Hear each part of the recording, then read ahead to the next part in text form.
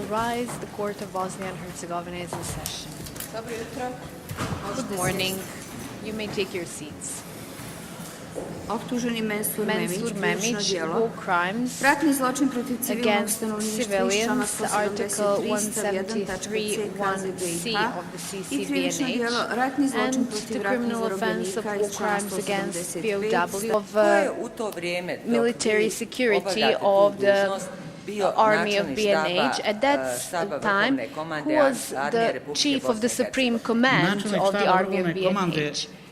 U to vrijeme je bio do, čini mi se, 8. juna until the 8th of June 1993 was Sefer Halilovic, and on the 8th of June Rasim Delić assumed that position. Until 8th of June 1993, who was your superior as the chief of the administrative half of 93, who was the commander of special purpose detachment of the supreme command of the army of the RBNH Zulfikar? When? In the first half of the 93. I know that the commander of the special purpose detachment was Zulfikar. Explain. Yes, Mr. Muslimovic. The word Trusina, does it mean anything to you? I beg your pardon, Trusina. Well, Trusina, it means something. I learned of Trusina in the context of unfortunate events that happened back in 1993. Before that, I have never heard of Trusina. It didn't mean anything to me. When did you learn of this? I learned of this when it started in the media. It was, I believe, after the war. I'm not really a media freak or something else, but I'm not following it carefully to be able to tell you then and then. Did you ever hear? Do you have any information whatsoever about the war presidency of the Republic of BNH, its president, and the Supreme Commander, late Alija Izetbegovic, having had any information about it? Answer if you know.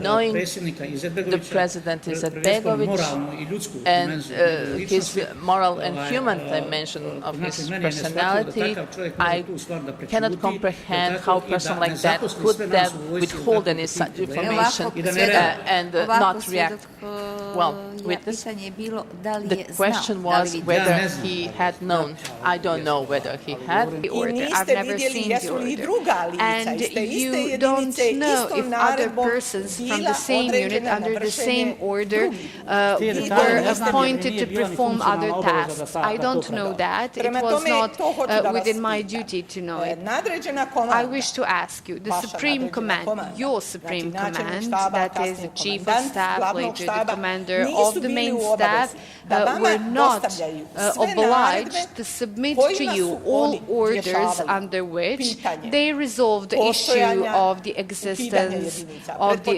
unit, resubordination of unit, the changes of status of certain person.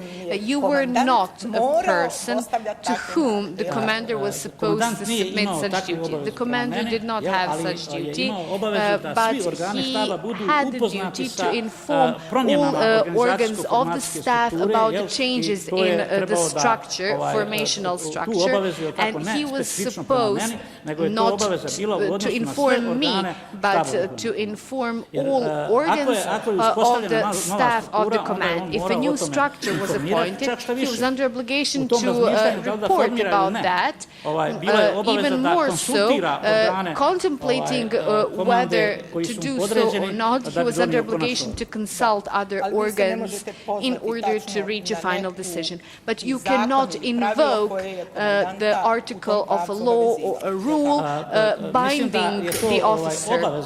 I think it was the duty of a commander because of his respect of basic principles in the system of command. He was under obligation to consult, to inform his subordinates. I would kindly ask you to keep your answers short. I will ask additional questions if something remains unclear. Now tell me, is it correct that during the war you published some articles and that you also published books after the war. Yes. If I tell you that in 1994, Press Center of the Army published the publication Aggression that you edited, that would be correct, yes. It would also be correct that if I say that the SDA of Bihać published how they betrayed us. I don't know who the publisher was. I doubt it was the SDA. That Nick Ljiljan in 1995 published the book The Defense of the Republic. That is correct. Apart from that, you published two books under the same title, Arguments and Memories of the War, Book 1 and Book 2. The first book pertains 1993 and the other 2000. Takve mjere može preduzeti i državna bezbjednost i to je regulisano i zakonom i pravilom. Te mjere može, to znači za vojne osobe, nadležnost je vojne službe bezbjednosti. Civilna vrhovna komanda, ona ima puno odgovornost za cijelinu stanja u državi, oni mogu i narediti i nešto drugo što smatraju i eventualno ako civilna služba bezbjednosti nešto u tom smislu radi. Ali u principu, to znači civilna služba bezbjednosti nije bila nadležna da poduzima mjere unutar vojske. Može li jedna jedinica ili dio jedinice doći na područje zone odgovornosti druge jedinice samouce? Ne može, ako bi došao neko recimo u zonu odgovornosti jedinice Y, onda o tom to mora hitno da zna komandant te jedinice Y i on mora da poduzme mjere, jer to bi bio već neki problem. Ako je bilo ko u If štabu vrhovne anybody komande, at the pa i sam Supreme Command načelnik staff, štaba including the vrhovne Chief of komande, Staff of the Supreme znao da je Command, počinjen knew zločin, of a crime morao being je mene committed, he had to obavijestiti have kao informed načelnika me uprave za as the vojnu Chief of bezbjednost, Administration for Military dati mi Security, zadatak give me a da task ispitam sve o to zločinu i nakon prikupljenih verify or informacija inquire into the crime, and after having collected the data, to report to him. Is this part of your statement? If the Chief of Staff of the Supreme Command knew about this, certainly, it was his obligation, not towards me, but this is his role in the overall system. Very well, but he had to have informed me. Very well. Based on this question is my next question. From your answer, does it ensue that the primary responsibility of the members of the Supreme Command staff is for them to inform of any potential crime when they knew about it?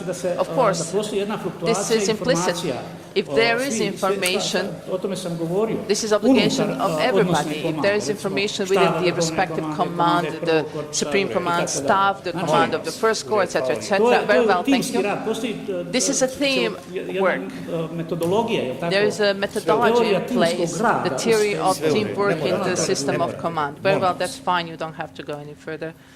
Now, if the subordinated officer has information that his superior officer has information about, for example, a crime being committed in this and this place, does the subordinated officer has the obligation and the need to report his superior officers about it if the superior officer already knows about it? If he already knows, this means that he would have to check and inquire as to the extent and the quality of the information available to his superior officer. And certainly it would be a good idea for him to report to him from the aspect of his personal responsibility to inform his superior officer about the event. But if the superior officer has given the information to the subordinated officer about the crime being committed, this means that he had received information from other sources, from other lines. I'm asking you now whether the subordinated officer has the obligation to inform the person who has already been informed about Nije it. odgovorio nego... Answer the question, he didn't answer. Mora se govoriti o konkretnoj situaciji. One has to speak about a specific Ali je situation, iz pozicije komandanta, but from the tako koji se aspect u toj, of znači, the commander kad on već in vidi question, da once he nadređeni can to see znači zna, obviously that his superior officer onda je knows about umanjena it, potreba njegovog then the need for informiranja, him to ali inform him je is i dalje reduced. naglašena potreba But tako still da there on is a need for činjenice u him vezi s tim, da to tako, present to him kroz facts rad about unutar it jedinice da ima ih u as vidu. part of the work within the unit, etc. I'm only interested about the reporting, rekao sam informing. dovoljno o tome. I said enough about this. Hvala lijepo. Very well, Molim vas. thank you very much.